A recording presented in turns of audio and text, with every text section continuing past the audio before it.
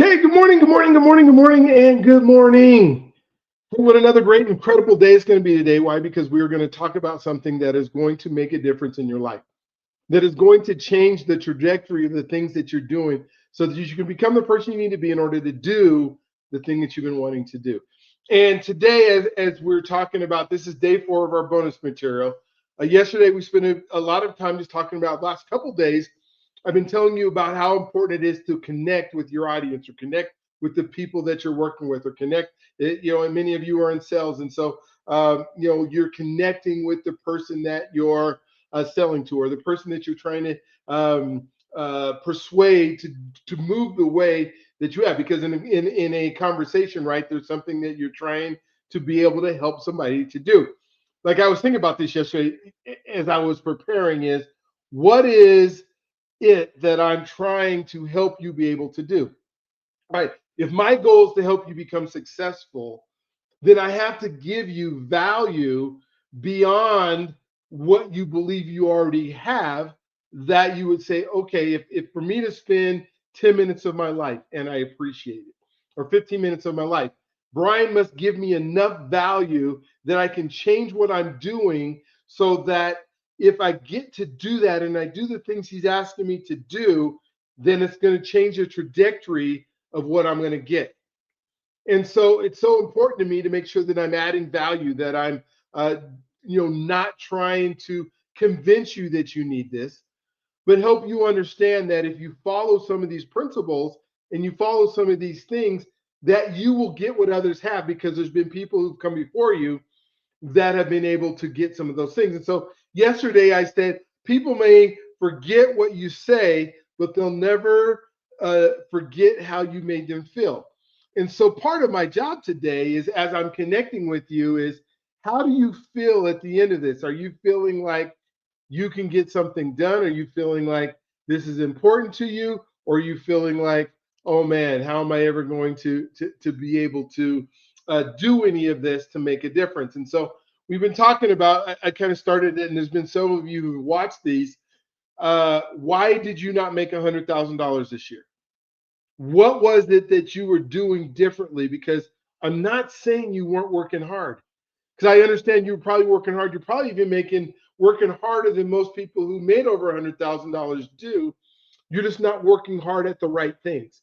And so let's jump into this today. So the big thing for today in our conversation here as I pulled this PowerPoint up is the $100 that you desire as income is already in someone else's pocket, or the $150,000, or the $200,000, or the $250,000 is already in somebody else's pocket. It's just up to you to make sure it ends up in yours. And so somebody's got to be able to take that out of their pocket and give it to you. What's kind of nice about if you're in the mortgage industry, like is it's not even determined on the person, like the person that you usually get paid as a commission on isn't usually using their own money to do it. It's a bank or somebody else who's now paying you a commission to do it. And if you're in any commission sales, that it's that way. So it makes it a little bit easier, but not so easy. But your mindset has to be in the right place. Oh God, Brian, don't talk about mindset again. I'm so sick of mindset. I don't want to change my mindset. My mindset is the way it is. Well, your mind is set where it's at. And so if you are what do you call it? A thermostat, right? You're looking at where you're going to set your thermostat that you have on your wall at a certain temperature, and you are that temperature. And so we now, so we look at the thermometer and says, well, the temperature in the room is, 70 degrees. And so now we have a thermostat that we either got to turn up or down in order to achieve what it is we're trying to get. And so I have my thermometer. It says I'm at 70 degrees. Now I need to just crank up that thermostat a little bit higher so that I can get the results that I want to do. And so this is what we're talking about today. I'm not going to spend a whole bunch of time talking about connecting to people. I'm not going to spend a whole bunch of time just talking about all your mindset, but I am going to start out with a couple of things that I believe are super important in your mindset. And one of them is your focus, what you're focusing on. So there's a reticular activating system that we have that if we buy ourselves a blue Honda Civic, 2024, whatever that looks like right now, we probably, I'm just thinking about now, I can't remember the last time I actually even saw a Honda Civic. I don't even know if they make Honda Civics anymore.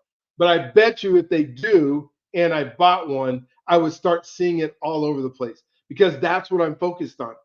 And so when we think about the yin and the yang and the this and the that and the night, the what do you call it, the darkness and the light, when we think about the opposites, we think about lack and we think about opportunity. And then how do we find change our opportunity for life? Because when you think about like a piece of bread, right? I've never seen a one-sided piece of bread. You think about a piece of paper. I've never seen a one-sided piece of paper. You think of a coin. I've never seen a one-sided coin. There are two sides to everything. And so are you looking at both sides when you're thinking about your mentality when you wake up in the morning and you're doing the things that you need to do. So if there's two-sided coins, and so we need to make sure in our mindset that we're going to set that mindset wherever it's at right now.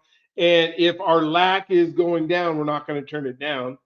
And if our opportunity is turning it up, we're going to shift it up just a little bit, right? Just a little bit at a time, right? When you think about reptiles, at least I learned this in science when I was a kid, that you can put a reptile in a boiling pot of water and then turn it up, a little bit at a time. And then all of a sudden the frog doesn't even know that he's getting melted and burned. Well, if we think about our opportunity, if we turn up a little bit at a time, by the time we get to where we need to be, we're already making whatever we need to make at the point where we need to make it. And so that money that's in somebody's pocket, let's turn it up so we can get it inside of yours. All right. So then let's think about here. What is your focus?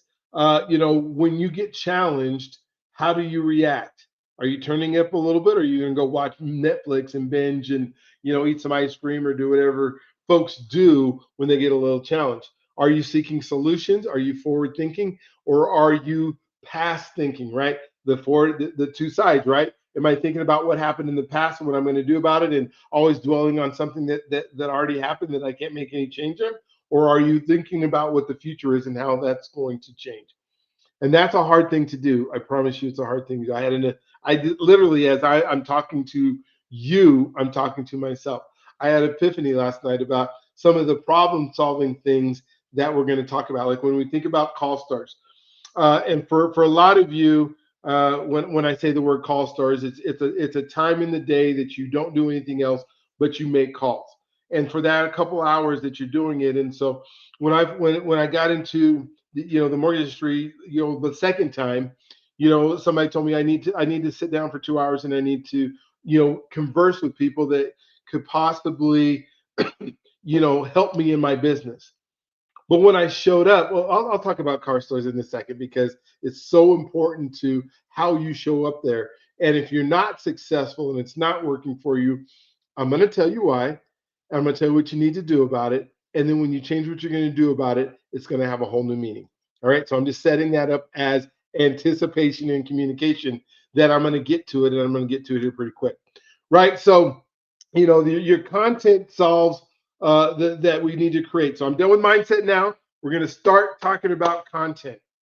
What is it that you are providing when you're sitting down and you're communicating with somebody? How are you addressing whatever the audience is? If it's a large audience, if it's a one-on-one audience, if it's 4 or 5 people, what are you looking at their needs before you're looking at yours? So the key to make sure is that you are creating content on what is desired to the consumer, not just what you want to create. Wait a minute. So you're saying I'm not supposed to use my creative juices and create content that I love? That's exactly what I'm saying. I'm saying go find something that they want, and then you create your content around whatever it is that they're desiring. As I'm talking to people and I'm listening and I'm hearing what they're telling me, then I know that I could tell you this story. Like even the stories I tell, I'm listening to. If I tell a story about, so like when I'm doing a reverse mortgage and I'm telling a story about somebody who wants to leave a legacy to their kids, I don't want to spend a whole bunch of time talking about all the benefits of a reverse mortgage that make sure that you can stay in your house, because staying in their house is not what's important to them. It's a great talking point, And it's a great way to say, hey, you get to live in this house till you're 150 years old. And when you turn 150, that's when it's due. So you never have to worry about making a house payment again or living in your house or having, not enough income to be able to pay to be able to live there. That's a great content conversation.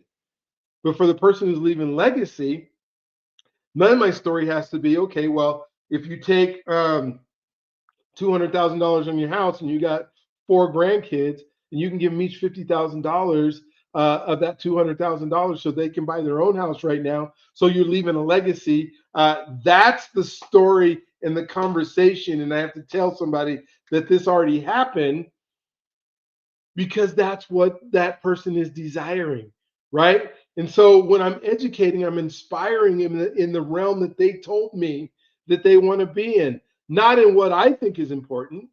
I think it's important that they stay in their house, right? But because I can even see that they're struggling to do that, right? They don't have enough money. Their house is falling apart. I can see holes and stuff in the wall. I see all these issues. I can see what their problem is, but their mindset is legacy. So then I have to be able to create content that solves their problem, not the problem I see for them, not the problem that goes into it. And so, yeah, so remember I told you a second ago I'm going to talk about call stars real quick. Well, when we think about call stars, and so for those of you who don't, it's just that time when you make calls. And so one of the things that I was going to do, or I was instructed to do, is I was going to get the list of real estate agents that I could begin to call, so that I could see that if I could meet with them, that then I could meet with them. I could find out a little bit about them, and then I could have them use me as a mortgage agent for the houses that they were going to sell, and they would call me.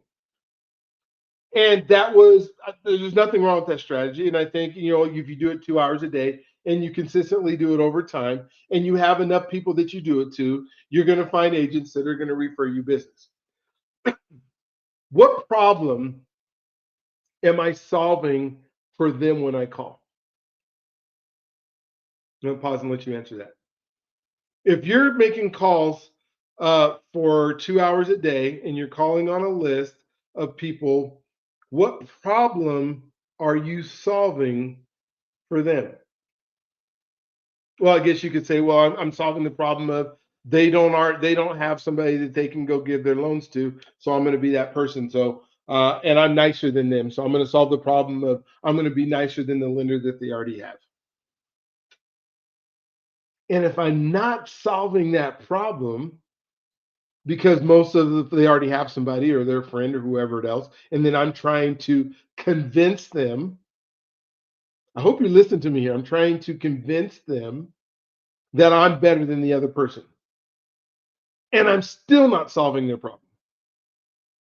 And so I spend all my days, and the law of numbers says that if I call enough of them, I'm going to find somebody who's looking for somebody because they're upset with the other person that's there, and then they'll start using me. It doesn't matter what programs I have. They're not trying to solve the problem of finding more programs for their buyers. Their buyers just need to buy a house, and they just need to know somebody knows what they're doing, right? And so if I show up every day, and I think you should, and I think you should make calls, then my calls have to be specifically solving a problem that they have a desire to solve. And if I'm just calling because I want to throw up on them about me or ask them to meet with me, why would they meet with me? Because I'm not solving their problem.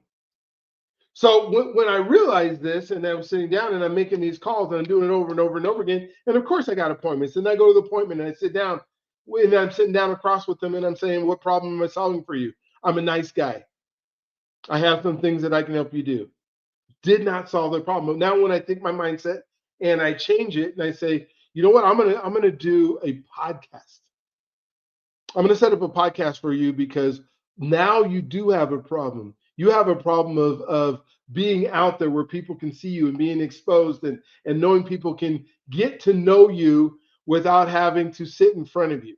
That's a problem. And the more context they can get and the more people you can expose to, the faster with other people, the faster they're going to make money. So now I call them and say, hey, I know in my mind, you got a problem. You got a problem of exposure. And I'm going to solve that problem. How am I going to solve it? I'm going to do a podcast. I'm going to ask you questions that are going to help you talk about yourself without being, um, somebody who's just braggadocious, right? I'm gonna ask you what makes you an incredible agent. And because I asked you that question, now you get to answer it. So I solved that problem of you trying to define people. Like I said, now when I go to my 2 hours every day, I have a problem that I'm trying to solve, and I'm going to help that person solve it. Right. So that's exactly what you need to start thinking about when you go to your time when you're calling. Um, wow, I just realized how much time I'm taking, right? So you want to influence people through problem solving. The key to make sure that you are creating content on what is desired to the consumer, not just what you want to create and what you care about. How are you solving problems? Give me a couple stories. So we want to persuade and not just convince. Because if I'm trying to convince you to do something, let's go back to our call source. I'm trying to convince you that I'm a good guy. But if you're already looking for a person who can solve a problem for you, then it's a no-brainer. They're going to beg me to do the how fast can we do it? I literally had a call today with somebody that we offered to be able to do for my Journey to Freedom program who's calling and saying, hey, I know you invited me to do this. How can we make it work? I'd love to do it right away. Do you have some time this weekend to be able to do it? Boom, it's solving a problem, right? And so because their problem is they want to be in the limelight, or they want to be famous, or they want to be whatever it is. I now have a solution that allows me to solve that problem, right? So now I just have to worry about creating an environment and to facilitate action and to support some desires, right? So I want to sell with abundance, right? With the mindset that, not this broke mindset, but this mindset that says, hey, I'm able to do it. One of the things that I was thinking, I want you, if you think about the way that you try to talk to somebody, and I'm going to end with this, and then we'll take up some more of this on the end. But if you sell or whatever you're trying to convince somebody to do, like you buy, um, if you buy like you're broke, if you buy like it's lack, if you buy like you go to the dealer and you're trying to count every single penny all the way through, and I'm not saying that's a bad thing because sometimes we have to do that, but if that's the way you're looking at stuff, I'm going to get the cheapest thing out there just so it can get done, not the most quality thing, right? So if you're a person who buys like that, you're broke, then you will sell. Whoo, this is heavy. You will sell like everybody else you come in contact with doesn't have enough. Now, I'm going to end with this story right here because when I started my living trust business, and you was thinking about, okay, how much is a living trust going to cost? Now, I know my competition with the attorneys is, twice as much as what I'm charging, to be able to do a living trust. But because my mindset, right, was that I couldn't afford it at the time when I did it, and so everybody else that I come in contact can't afford it. Ooh, this is good, right? So they can't afford it. So my mindset is I'm selling this to them like everyone else doesn't have the money to be able to do that. Not like that I'm solving a problem, right? Because the problem I'm solving is they don't want their stuff to go to probate so that their kids can have their assets, whatever it is that they have when they pass. And they're willing to pay for that if I'm willing to say, this is how much you need to pay for it, right? And so what's so crazy about this is once I changed that mindset and said, wait a minute, I have my own trust now. I have my ability to do it. This wasn't that bad. Okay, it's 1349. Everybody, I don't even think anymore that somebody can't afford that. And if I do, I can give a discount or something like that. But it's my mindset of what I believe they were capable of based on how I felt about me. And we have to change that mindset. All right, so that's it for today. That's all you get on bonus day 4. Tomorrow we're going to talk about this some more. We're going to talk about more about content. I hope if you go into calling today, change about what problem are you going to solve. Start asking yourself, what problem are you going to solve?